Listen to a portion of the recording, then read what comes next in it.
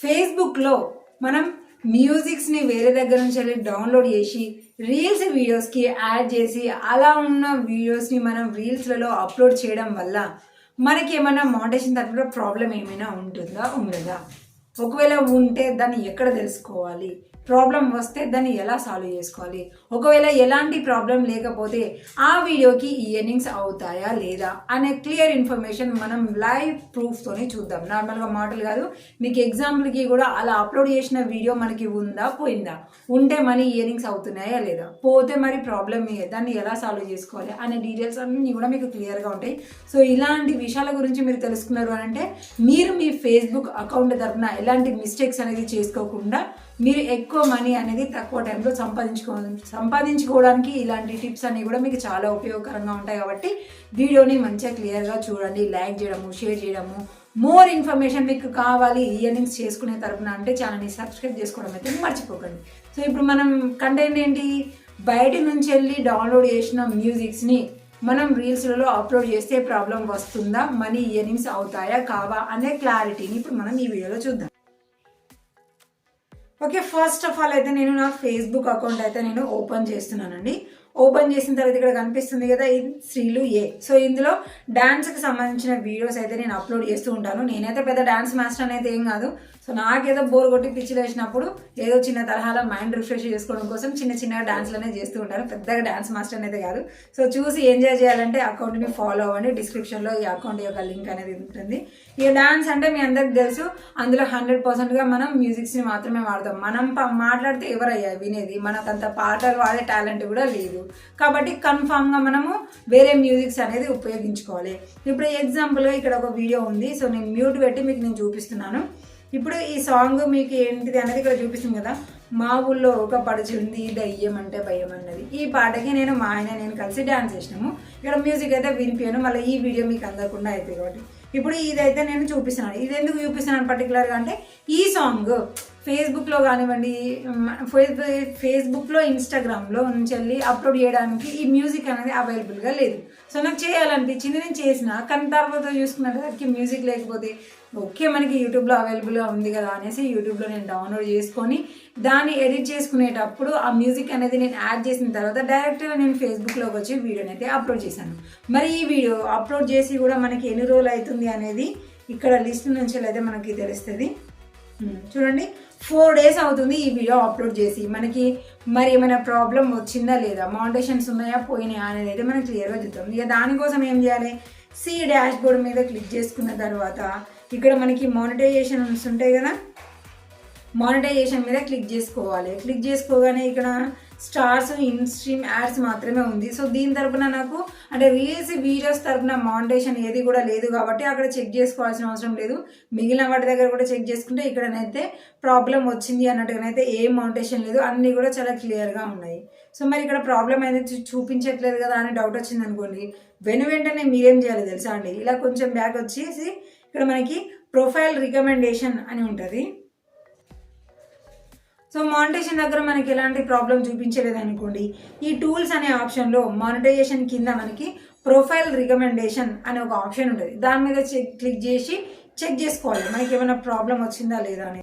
So ఇక్కడ మనకి monetisation అనే ఆప్షన్ కింద ప్రొఫైల్ రికమెండేషన్ ఉంది కదా, దీని మీద క్లిక్ చేసుకుంటే మనకి ఏదైనా ప్రాబ్లం వస్తే ఇక్కడ కూడా మెన్షన్ చేస్తారు, మన ప్రొఫైల్ రికమెండేషన్ అనేది పోతుంది. కాబట్టి సో ఈ వీడియోకి మనకి ప్రాబ్లం వచ్చిందనే తెలుస్తుంది. కానీ ఇక్కడ ప్రొఫైల్ రికమెండేషన్ అంతా కూడా చాలా గుడ్గా ఉంది. అంటే మనము బయట నుంచి వెళ్ళి డౌన్లోడ్ చేసి రీల్స్ వీడియోస్లలో అప్లోడ్ చేసుకొని మంచిగా మనీ సంపాదించుకోవచ్చు.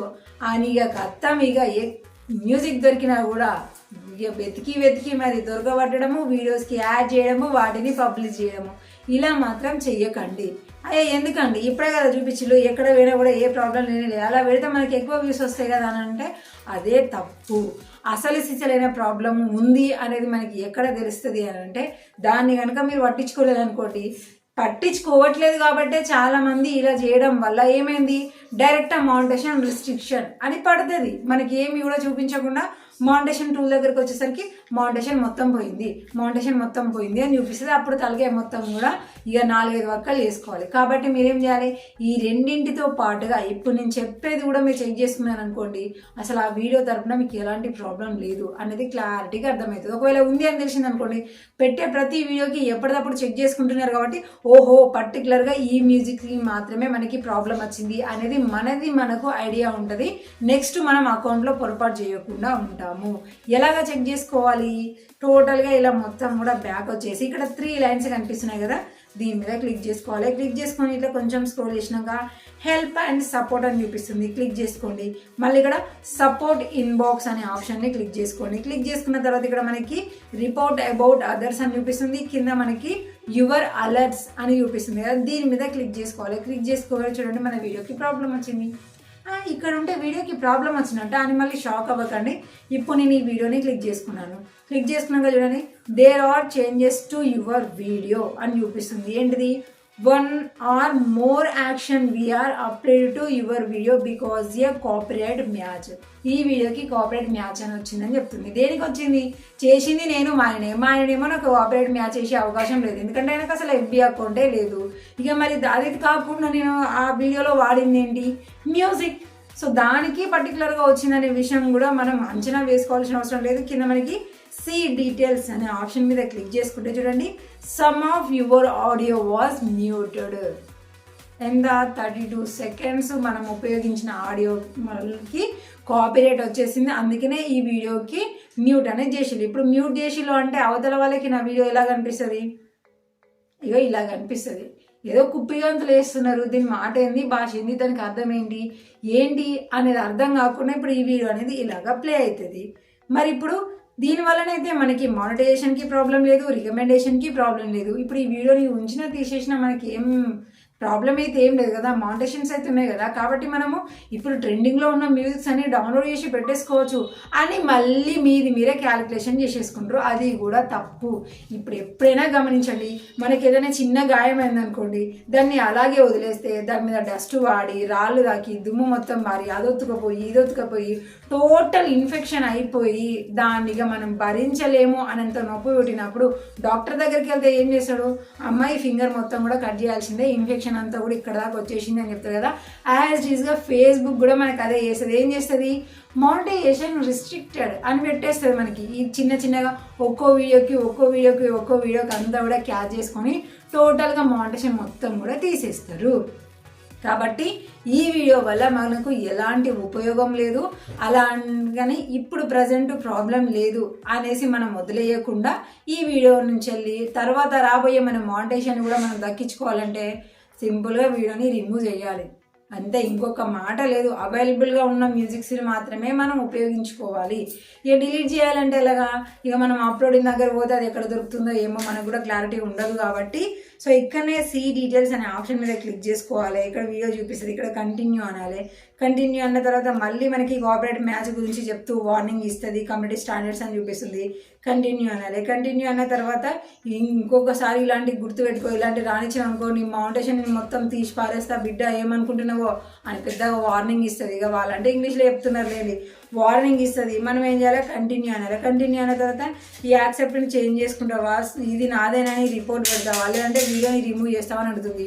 మనం పైన 2 ఆప్షన్స్కి అస్సలే పోవద్దు, ఎందుకంటే మన కష్టార్జితంతో మనకు మనీ కావాలి అని మనం శ్రమ పడుతున్నాం. కాబట్టి రిమూవ్ వీడియో మీద క్లిక్ చేయాలి. కంటిన్యూ క్లిక్ చేసినాం అనుకోండి, ఇగో డిలీట్ దిస్ వీడియో అని చూపిస్తుంది. ఓకే డిలీట్ వీడియో అని కొట్టేసుకోవాలి, అది లోడ్ అవుతుంది, క్లోజ్ అని చూపిస్తుంది. మన వీడియో రిమూవ్ అయిపోయింది. ఇప్పుడు దీనివల్ల మనం తర్వాత ఉపయోగించుకునే మ్యూజిక్స్ అన్ని ఫేస్బుక్లో ఉన్నవి మాత్రమే పెట్టుకుంటాం కాబట్టి ఎలాంటి ప్రాబ్లం అనేది మనకు రాకుండా అకౌంట్ అనేది సేఫ్గా ఉంటుంది. ఇలాంటి తిరగాసు ఫేస్బుక్లో ఎన్నో ఉంటాయండి, వాటి గురించి కూడా మీరు తెలుసుకోవాలంటే వెంటనే మన ఛానల్ని సబ్స్క్రైబ్ చేసుకొని ఉంచుకోండి, బోల్డ్ అంత ఇన్ఫర్మేషన్ తెలుసుకోవచ్చు.